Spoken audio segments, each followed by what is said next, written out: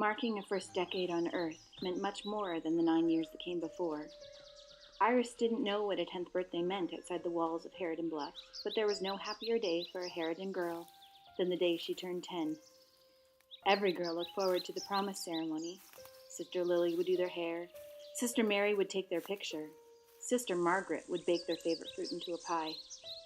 Turning 10 opened the door to the journey of becoming a woman, and it was the first day the girls were allowed to wear a dress with lace along the bodice and seaming that showed the beginnings of their grown-up shape. Iris sat very still as Lily wove a white ribbon through her long tresses.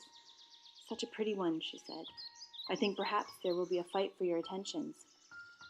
Iris hadn't understood what she meant then, and had posed proudly for her portrait, sitting on a wooden stool beside the large framed likeness of the prophet on the platform in the sanctuary.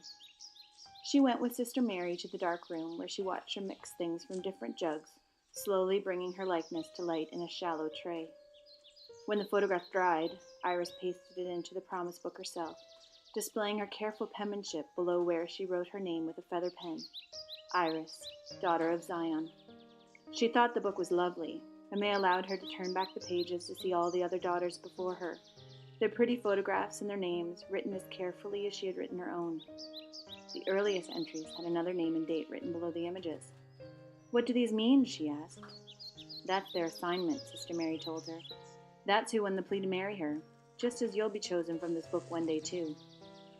"Oh," Iris said, thinking it romantic a man would one day see her face within those pages and make a proclamation that he wished to love her.